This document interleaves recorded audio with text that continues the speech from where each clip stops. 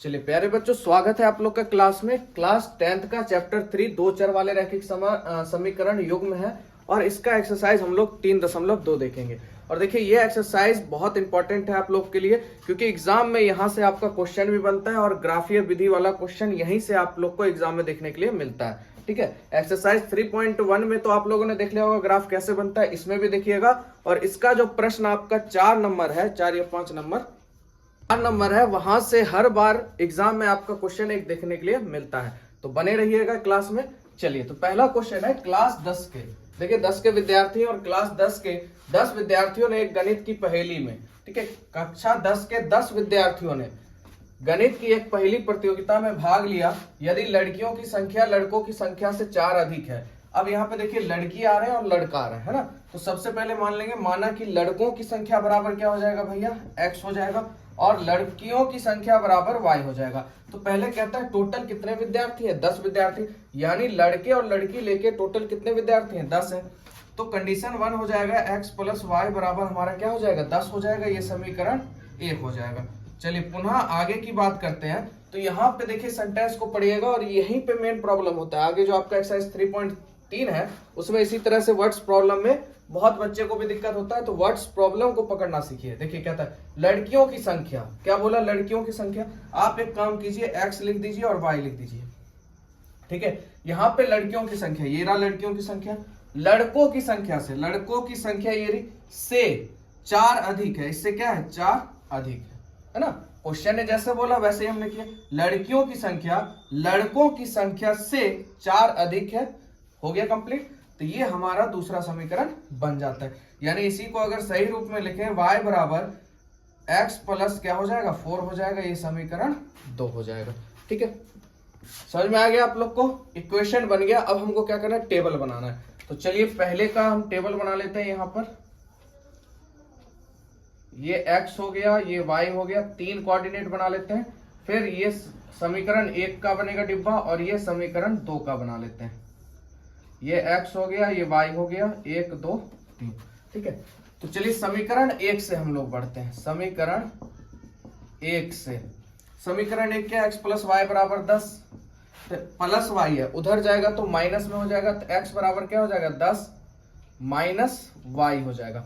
अब यहाँ पे हम लोग को क्या करना है, y का वैल्यू रखना है और x का मान हमारे पास आ जाएगा। ठीक है, चलिए तो y का वैल्यू रखते हैं हम, y का मान 1 ले लेते हैं। y का मान क्या लेते हैं, 1। यहाँ पे एक बार दिखा देंगे, उसके बाद डायरेक्ट उस पर भी लिखिएगा, कोई दिक्कत की बात नहीं है। 10 में से 1 गया, बच गया 9, यहाँ पे आ गया 9। ठीक है, अब आगे क्या करते हैं, फिर पुनः y का मान क्या ले लेते हैं, 2। y का मान क्या ले लेते हैं, 2। तो देखिए 10 में से 2 जाएगा, कितना बचेगा, 8 बच जाएगा, कोई दिक्कत नहीं, बस यहाँ 100 कर दीजिएगा। उसके बाद y का मान लेते हैं हम 3 ले लेते हैं, कुछ भी ले सकते हैं, यहाँ आप स्वतंत्र है, जो आपका इच्छा वो ले सकते हैं, ये नहीं जो मैंने लिया वही ले सकते हैं, आपकी मर्जी, बस वैसा लेना है जो हमारा मतलब इक्वेशन बन जाए सही तरह से। अब माइनस में चल जाएगा तो बहुत बच्चे को माइनस में भी दिक्कत हो जाता है। अब y का मान 3 लिया तो भैया 100% क्या होगा, 7 हो जाएगा, यहां तक कोई दिक्कत नहीं। चलिए चलते हैं समीकरण 2 से। 2 क्या हमारा, तो y बराबर x + 4। अब यहाँ पे क्या करना है, हमको x का वैल्यू लेना है। यहाँ पे क्या करना है, हमको x का मान रखना है। तो यहाँ पे हम x बराबर क्या ले लेते हैं, 1 ले लेते हैं, यानी 1 + 4 यानी = 5। तो y क्या आ गया, 5। फिर पुनः x बराबर क्या ले लेते हैं हम, 2 ले लेते हैं। तो 2 4 2 6, y क्या x क्या लिया हमने, 2 लिया, तो y कितना हो गया, 4 2 6 हो गया यहाँ पे। ठीक है, उसके बाद आगे फिर पुनः ले लेते हैं x बराबर 3। x बराबर हमने 3 लिया तो 4 3 कितना हो जाएगा, 7 हो जाएगा। तो इस तरह से हमारा जो है टेबल कंप्लीट हो जाता है। समीकरण 1 का टेबल ये है और समीकरण 2 का टेबल ये है। तो दोनों चीज कंप्लीट हो गया। अब इसको ग्राफ पे हल कर देते हैं। तो देखिए ग्राफ हम लोग का बन चुका है। अब यहाँ पे क्या करना है, सबसे पहले समीकरण से हमको उठाना है। तो देखिए x का मान कितना है, 9 है, ये रहा 9, ठीक है, और y का मान कितना है, 1 है। ठीक है, तो एकदम एग्जैक्ट पॉइंट पे हम लोग को क्या करना है, बिंदी लगा देना है। ये देखिए 1 के सामने और 9 के सामने 1 पॉइंट हो गया। उसके बाद x 8 है और y 2 है, x 8 है और y देखिए 2 है, यानी यहां आ जाएगा, है ना, एकदम एग्जैक्ट पॉइंट पर।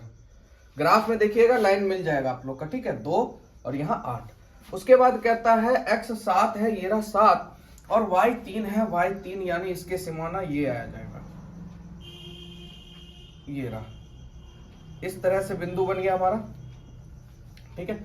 चलिए अब यहां से क्या करते हैं, हम एक रेखा खींच देते हैं इस पे, ठीक है। रुक जाइए, रेखा से पहले इसका भी काम कर लेते हैं एक ही बार। या उसके बाद क्या है, x1 है, x1 ये रहा, और y 5 है, यानी यहाँ पे बिंदु हमारा आ जाएगा, ये बिंदु हो गया। उसके बाद x2 है, ये रहा 2, और y क्या है 6 है, y क्या है यहाँ पे 6 है, यानी यहाँ पे आ गया हमारा अगला पॉइंट, ठीक है। उसके बाद x3 है, ये रहा 3, और y क्या है 7 है, यानी यहाँ पे देखिए यहाँ आ जाएगा, ये रहा पॉइंट, ठीक है। अब इस तरह से हमारा यहाँ पे बिंदु कंप्लीट हो गया। अब हम यहां से क्या करेंगे, रेखा खींच लेंगे। तो अब देखिए सभी बिंदु हमने ले लिया, अब यहां से इसको हम लाइन खींच लेते हैं इस तरह से। इस तरह से स्केल को रख लीजिएगा, यहां से देखिए लाइन कंप्लीट हो गया। चलिए अब यहां से हम लोग को इस पे रख के रेखा खींच देना है क्रॉस में।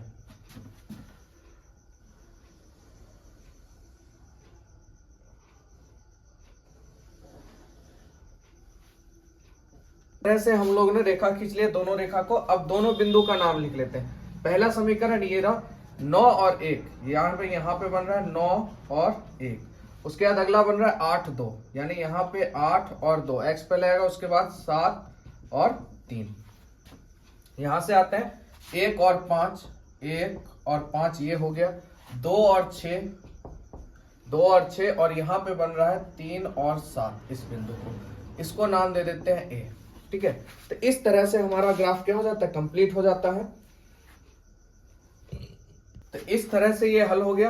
अब इसी ग्राफ से हम लोग को लड़कों की संख्या और लड़कियों की संख्या निकालना है। तो देखिए कैसे निकालेंगे, x से देखिए, x से देखिए कहां पे कट रहा है ये कहां पे कट रहा है, 3 पर। जहां कट रहा है 3 पर, यानी x एक्सेस पर 3 पे कट रहा है, और y एक्सेस से अगर देखते हैं तो किस पे कट रहा है, 7 पे कट रहा है, ठीक है। तो लड़कों की संख्या क्या मानी थी हमने, x, तो x यहाँ पे कितना हो गया 3, यानी लड़कों की संख्या कितनी 3, और y क्या माना था हम लोगों ने, लड़कियों की संख्या, यानी लड़कियों की संख्या क्या हो गई 7। इस तरह से हम ग्राफीय विधि द्वारा भी x और y का मान निकाल सकते हैं। देखिए कहीं से कोई दिक्कत नहीं आप लोग को समझने में, कहीं भी दिक्कत हो आप आराम से कमेंट कर सकते हैं, ठीक है। चलिए चलते हैं अगले प्रश्न की तरफ। अगला प्रश्न कहता है 5 पेंसिल तथा 7 कलमों का कुल मूल्य 50 रुपए। ये देखिए पेंसिल आ गया और कलम आ गया, है ना। तो पेंसिल की संख्या, पेंसिल का मूल्य क्या मान लेंगे, x रुपया, और कलम का मूल्य क्या मान लेंगे, y रुपया, ठीक है। ये तो मानना आप लोग सीख गए। अब क्या कहता है, कंडीशन 1 कहता है 5 पेंसिल यानी 5x प्लस 7 कलम 7y बराबर कितने का है, 50 का है, ठीक है। यह समीकरण 1 बन गया, पर इसको संक्षिप्त कर लेते हैं हम लोग। तो देखिए 5x बराबर क्या हो जाएगा, 50 प्लस में है, उधर जाएगा माइनस में, यानी x बराबर 50 माइनस 7y बटे 5। ये हो गया हमारा समीकरण 1, क्योंकि ये आने के बाद वहां बॉक्स जो है हमारा आराम से बन जाएगा। कंडीशन 2 पे चलते हैं। कहता है 7 पेंसिल यानी 7x प्लस 5 कलम 5y बराबर कुल मूल्य कितना है, 46 रुपया है। फिर इसी तरह से कर लेते हैं 7x बराबर 46 प्लस में उधर जाएगा माइनस में 5y, और x बराबर 46 माइनस 5y 7 गुना में इधर आएगा तो भाग में। ये हो गया हमारा समीकरण 2 हो गया। अब 2 बॉक्स फटाफट बना लेते हैं हम लोग। ये x हो गया, ये y हो गया, 3 बॉक्स बना लेते हैं। ये x और ये y। चलिए ये समीकरण 1 के लिए, ये समीकरण 2 के लिए। चलते हैं यहां से समीकरण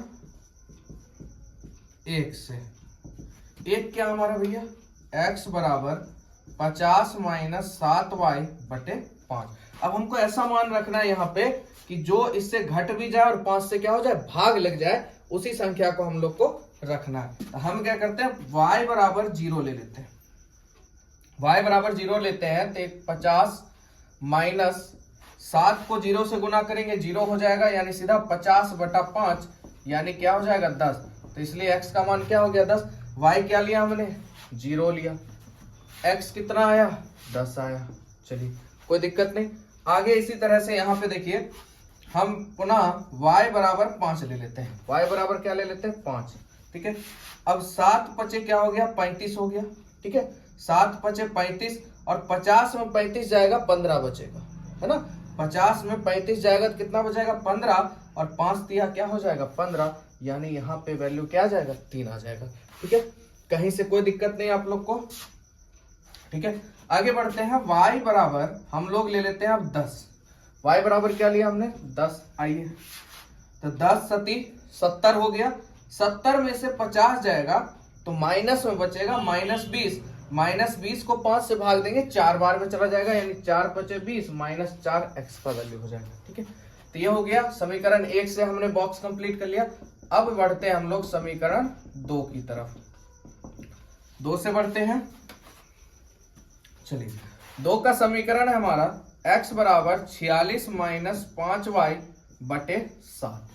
अब यहाँ पे क्या करना है हमको y का वैल्यू वो लेना है जो कि हमारा x से 7 से क्या हो जाए कट जाए, 7 से क्या हो जाए कट जाए। तो क्या ले ले, तो y बराबर हम लोग ले लेते हैं, उधर भी एक माइनस में इधर भी माइनस में ले लेते हैं, -2 ले लेते हैं। तो देखिए 46 - 5 गुने -2 बाय 7, यानी 46 माइनस प्लस 5 दूनी 10 बटा 7 यानी 56 बटा 7, 8 सती 56, यानी x का मान क्या आ जाएगा 8 आ जाएगा, ठीक है। कोई दिक्कत नहीं। चलिए आगे अब बढ़ते हैं। तो x का मान ले लेते हैं हम 5, y का मान क्या ले लेते हैं हम लोग 5। आइए यहाँ पे तो देखिए बचे क्या हो गया 25, बचे 25 और 46 में से 25 जाएगा तो बचेगा 21, ठीक है। 46 में से 25 जाएगा बचेगा 21 और 7 से भाग देंगे तो 7 दिया 21, यानी यहाँ पे 3 आ जाएगा, कोई दिक्कत नहीं। अब फिर पुनः y बराबर हम ले लेते हैं, y बराबर 12 ले लेते हैं। क्या ले लेते हैं 12। तो 12 पचे कितना हो जाएगा 60 हो जाएगा, ध्यान रखिएगा 12 पचे कितना हो गया 60। अब 60 में से 46 जाएगा तो 100% आंसर किस में आएगा माइनस में ही आएगा। y का मान क्या लिया हमने 12 लिया है, माइनस में कितना बच जाएगा 14 बच जाएगा, यानी 7 दूनी 14, यानी x का मान क्या आ जाएगा -2, ठीक है। कहीं से कोई दिक्कत नहीं। अगर दिक्कत है तो वैल्यू यहाँ दिया है, आप यहाँ पे मान बिठा लीजिएगा, आराम से निकल जाएगा। और कहीं कोई दिक्कत है तो आप लोग निफिक्र कमेंट कर सकते हैं। तो चलिए इस तरह से हमारा दोनों बॉक्स क्या हो गया कंप्लीट हो गया। अब हम लोग बढ़ते हैं ग्राफ की तरफ। तो ग्राफ बन के तैयार हो गया, चलिए स्टार्ट करते हैं। x का वैल्यू क्या है भैया 10 है, ये रहा 10, और y का वैल्यू क्या है 0, यानी 1 पॉइंट हमारा यहाँ बन जाता है सीधा सीधी। आगे बढ़ते हैं। x का मान 3 है, यहाँ पे 3 है, और y का मान 5 है, यानी ठीक सामने हम यहाँ पे 1 पॉइंट लगाएंगे, ये हो गया। आगे बढ़ते हैं। x का मान -4 है, तो x देखिए किधर है इधर है, ये -4 है यानी यहाँ है, और y का मान कितना है 10 है, y का मान कितना है 10 है, यानी यहाँ पे नजदीक यहाँ पे 1 पॉइंट बन रहा है, ठीक है। -4x का और y का मान 10, ठीक है। यहां तक कोई दिक्कत नहीं आप लोग को समझने में। चलिए आगे बढ़ते हैं फिर इस पे। तो यहाँ पे x का मान 8 है, ये रहा 8, और y का मान -2 है, देखिए यहाँ पे -2 है ना, यानी ये पॉइंट बन रहा है यहाँ पे, और यहां से लाइन कटेगा, ठीक है। यहां से ये हो गया पॉइंट। y का मान -2 है, ये रहा y डैश है -2, और x का मान 8 है, यानी यहाँ पे बिंदु बन रहा है, तो इसके ठीक सामने इस बिंदु को हम लगा देंगे, ये रहा यहाँ पे। आगे बढ़ते हैं। फिर x का मान 3 है, x का मान 3 है और y का मान 5 है, बिंदु मिल गया। आगे बढ़ते हैं। x का मान -2 है, -2, और y का मान 12 है, यानी कि यहां से सीधा यहाँ पे ये पॉइंट बन जाएगा 2 के नजदीक, 12 के नजदीक। इस तरह से हमारा ये रेखा कंप्लीट हो जाता है। अब इसको हम स्केल की मदद से खींच लेते हैं। हम लोग का स्केल आ गया है, तो देखिए यहां से एक रेखा हम लोग खींचेंगे इस पर बिंदु पर से, पहला समीकरण का,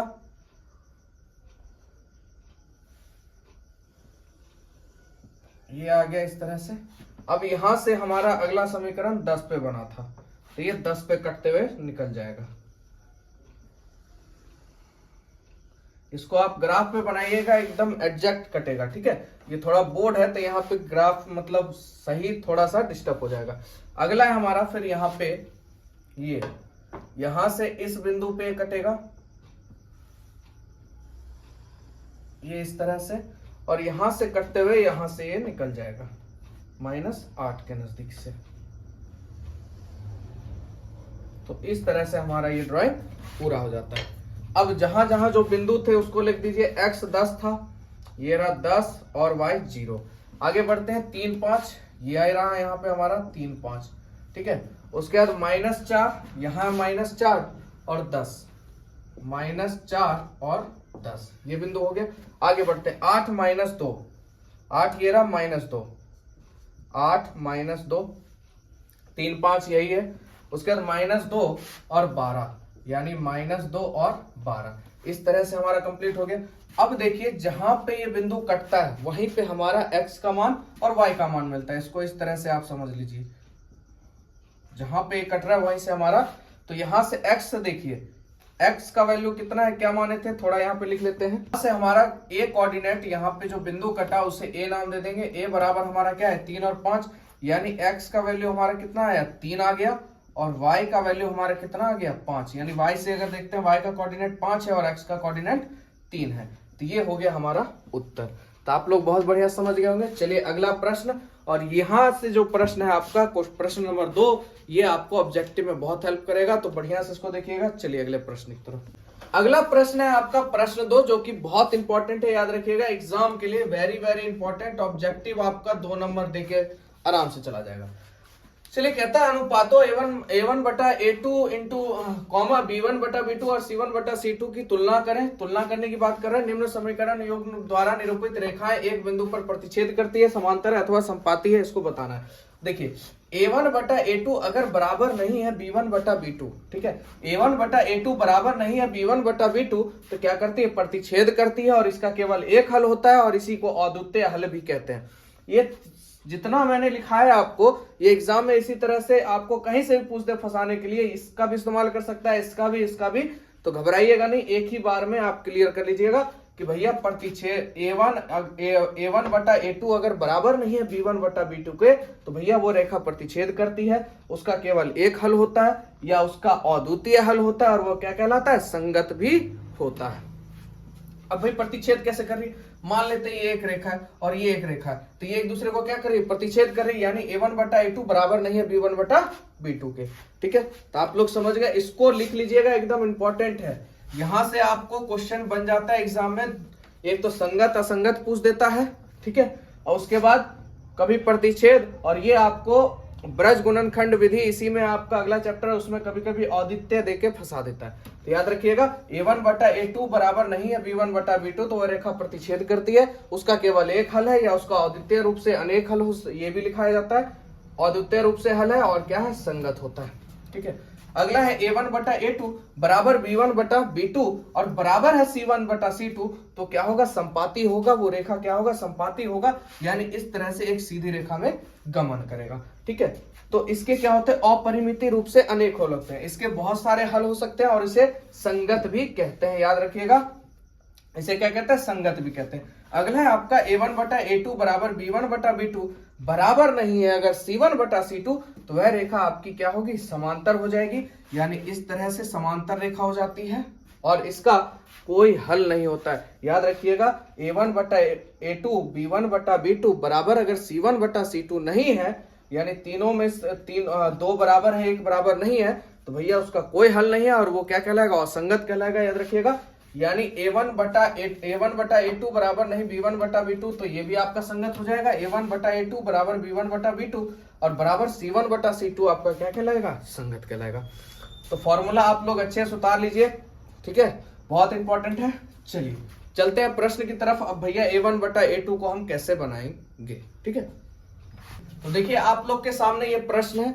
अब ये आपको ऑब्जेक्टिव में पूछता है, ये सब्जेक्टिव में पूछेगा नहीं कि आप एक एक चीज डिटेल से देखिएगा। अब देखिए यहाँ पे इसको समझिए, ऊपर वाला सब A1 मतलब 1 कैटेगरी और नीचे वाला सब सेकंड कैटेगरी, ठीक है। एक को थोड़ा समझ के बनाते हैं, दूसरे को फटाफट बनाएंगे। देखिए डायरेक्ट आप क्या कीजिए, यहाँ देखिए 5 है, 5 का 5 लिखिए, नीचे में 7 लिख दीजिए, यहाँ तक कोई दिक्कत नहीं।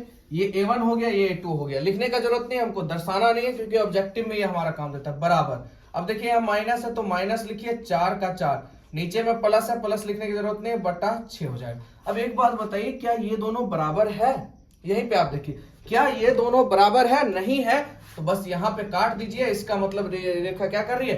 प्रतिच्छेद कर रही है। क्या कर रही है? प्रतिच्छेद कर रही है। यही पूछ रहा था, तो ये हो गया हमारा प्रतिच्छेद। कहीं से कोई दिक्कत नहीं, ऑब्जेक्टिव में फट से देखिएगा, फट से बना दीजिएगा। अब यहाँ देखिए 9/18 लिख दीजिए, जैसे है वैसे लिख दीजिए। उसके बाद बराबर दे दीजिए 3/6, 3/6।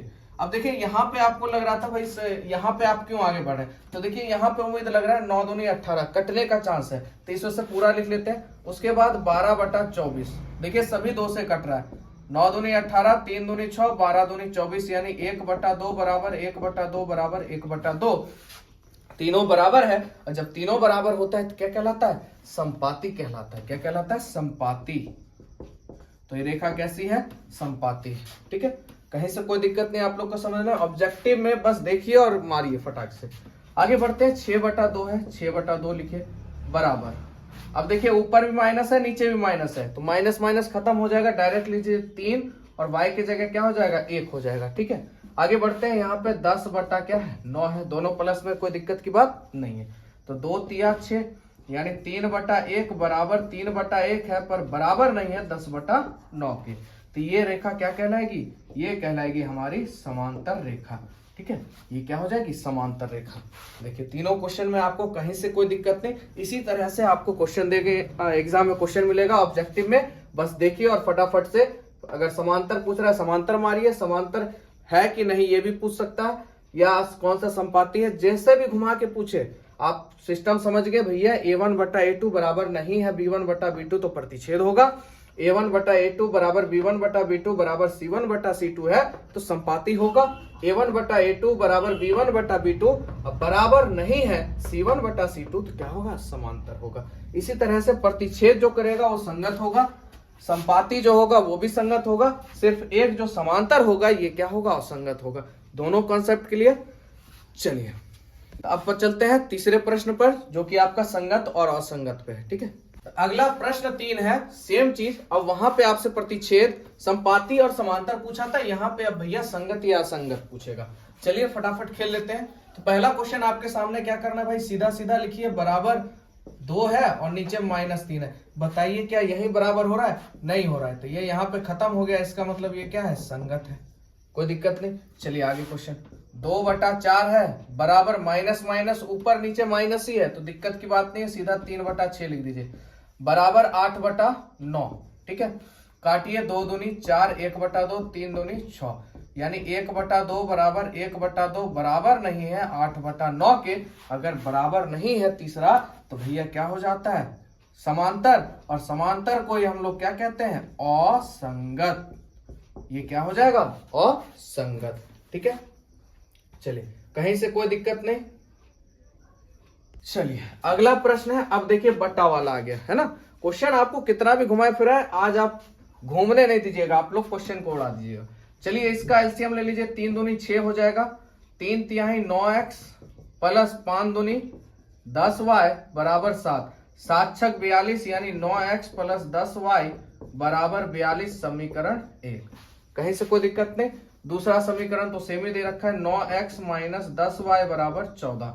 चलिए 9/9 बराबर 10, अब प्लस है, नीचे में क्या है? माइनस है, तो -10। ठीक है, अब यहीं पे आप अगर देखिए तो 9 एकम 9 कट जाएगा, 10 एकम 10, पर यहाँ पे -1 आ जाएगा, यानी कह सकते हैं 1 बराबर -1 कभी बराबर नहीं होगा। इसका मतलब ये क्या हो जाएगा? संगत। आगे बढ़ने की जरूरत नहीं है, पूरा बनाने का काम नहीं है, क्योंकि ये ऑब्जेक्टिव में आपको पूछता है, तो आराम से आप लोग फटाफट इसको कर सकते हैं। चलिए अगले प्रश्न को देखते हैं। अगला प्रश्न 4 कहता है, देखिए 5 माइनस 10 बराबर -3 है, प्लस में 6 है। अब यहाँ पे आगे और बढ़ जाते हैं, यहाँ 11 है, यहाँ -22 है, तो 5 दूनी 10, 3 दूनी 6, 11 दूनी 22। देखिए -1/2 बराबर -1/2 बराबर -1/2, तो भैया सभी बराबर है, संपाती है। इसका मतलब ये क्या है? संगत है। ये क्या है? संगत है। अगला क्वेश्चन आ गया। अब देखिए यहाँ पे क्या कीजिए? 1 लटका दीजिए, यानी 3 एकम 3 हो गया आपका, 4 एकम 4x प्लस 3 दूनी 6y बराबर 8, यानी 8 तिया 24, 4x प्लस 6y बराबर 24, समीकरण 1। और समीकरण 2 ये रहा 2x + 3y बराबर 12। चलिए 4/2 बराबर 6/3 बराबर आपका 24/12। तो 2 दूनी 4, 3 दूनी 6, 12 दूनी 24, यानी 2 बराबर 2 बराबर 2 सभी क्या है आपस में बराबर है। इसका मतलब भैया ये क्या है, संगत है। कहीं से कोई दिक्कत नहीं आप लोग को, ऑब्जेक्टिव आप लोग का छूटना नहीं चाहिए। चलिए तो वीडियो को यहीं तक रखते हैं, अगले दिन अगले प्रश्न के साथ मिलेंगे। वीडियो अच्छा लगा है चैनल को लाइक कीजिए, वीडियो को लाइक कीजिएगा, चैनल को सब्सक्राइब और दोस्तों में जरूर शेयर कीजिए और इसी तरह प्यार और सपोर्ट बना के रखिए। मिलते हैं नेक्स्ट वीडियो में। जय हिंद, जय भारत।